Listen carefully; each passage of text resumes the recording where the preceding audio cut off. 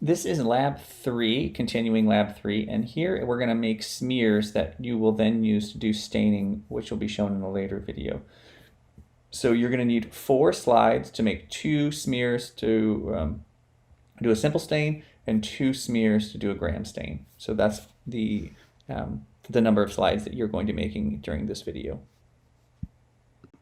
In addition to the slides, you're going to need the plates that you set up from the first part of the experiment.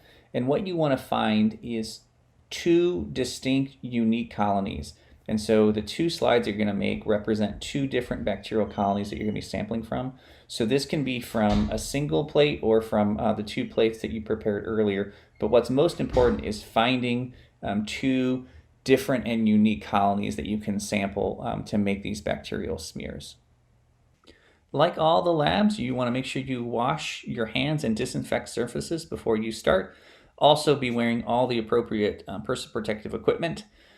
And you will need the plates that have grown for 3 days from the first part. So your environmental samples, one from skin and one from the bottom of the shoe to continue on with this part of the lab. And so what we're going to do is make a total of 4 smears. And 2 of them will be used for simple staining and 2 will be used for gram staining. And then we'll make the smears for the negative stain later because they have a slightly different procedure. Other things that you're going to need is you need your isopropyl alcohol. So it tells you to pour it into a beaker. I usually do it into a graduated cylinder just because it allows you to get your, it uses less isopropyl alcohol, and it also allows you to submerge your loop a little deeper so you can actually kind of disinfect this entire wire portion because it's going to be deeper. You're going to need your pipette pump and some sterile pipettes. If you don't have a pipette pump in your lab kit, then you're going to be using what's in this picture. These are sterile transfer pipettes, so they have a squeeze bulb on one end, and then it has gradations along it to indicate volumes that you can transfer. So some semesters we have transfer pipettes, and other semesters we use the pipette pump along with sterile pipettes, depending upon really the cost and if we can get the supplies in for our lab kits. So you're going to use one of these 2 items to complete this lab exercise. And then you'll also need this is a non-sterile transfer pipette as well. And then for your solutions for making this, it's sterile saline that you're going to be putting in the middle. Okay, so I'm going to get my tea light going.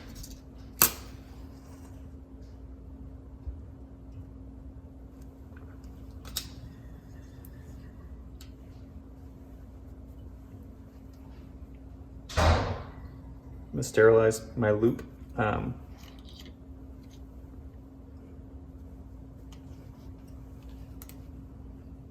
So again, it's about 10 seconds submerged in the isopropyl alcohol. And then you want to get that loop so it's glowing, kind of a nice orange color. And then we'll have to let it cool before we sample from it. Okay, so we'll let that cool. So I'm going to use the same colony for my number 1. So I have simple 1 and gram stain 1. And so I'm going to use half the colony roughly to do simple 1 and then half to do the gram stain. And then I'll use a second colony that's going to represent my number 2 here. All right, so that should be cool. So I'm going to take and sample this. And you just want to, it's called a pinpoint amount. And so you're just going to rub it on. And so you're just going to create a little smear on there, like so. And then whenever we always kind of disinfect between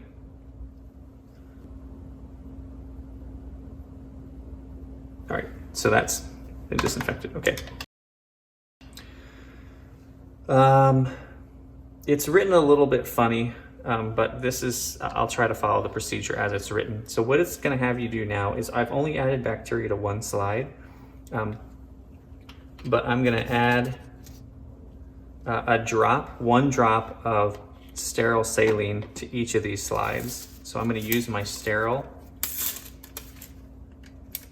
pipette pump.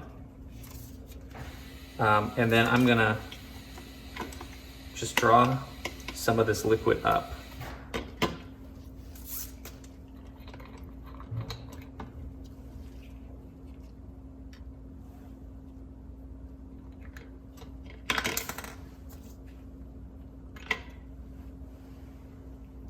So I'm just going to put one drop right onto where the bacteria smear is. And then I'm also going to add a drop to each of the other 3 slides. I know I haven't added bacteria to them yet. You could add this drop before the bacteria, or you can do it afterwards. So you just want one drop in each. And I'm going to disinfect my loop again.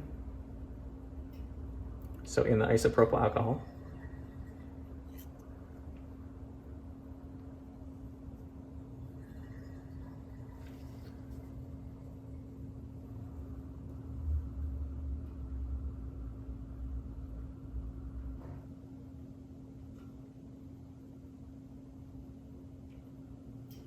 Gonna let that cool. So all we want to do now that our loop is sterilized and it's cool is we're going to take that little bit of bacteria and just move it around and smear it in that drop of liquid.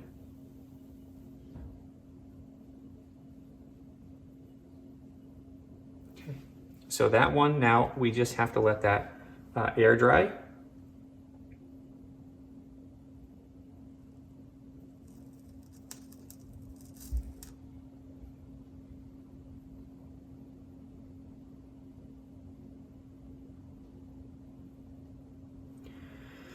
So I'm going to use the same colony that I used for my simple 1 slide for my gram stain number 1. I'm just going to move that so it's in order. And then we'll use a different colony that's representing our second colony there. Okay, so sterilize that loop again in the isopropyl alcohol.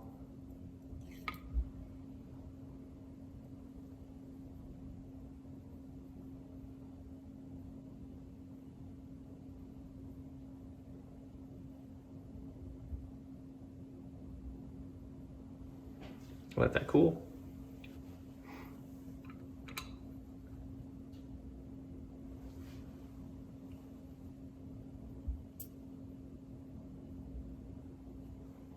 Okay, so I got the same colony as I did before.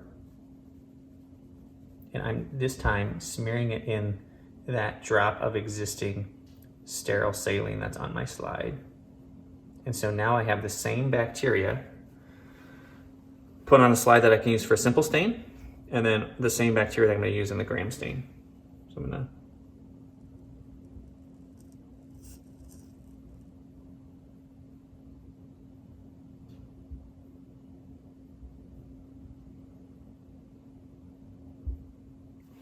So I'm going to repeat the process for these 2 slides. So I'm going to choose a different colony and make a smear by taking a little bit of that colony for the simple 2 slide and then the gram 2 slide. And then we're going to let those just air dry. So don't blow on them. Don't put them in any warm area. So just room temperature, let them dry. And then we'll pick up on what to do after they're dry. So don't dispose your plates yet. You're going to use them to make some more smears for a negative stain. But for the 4 slides that you just made, they need to air dry.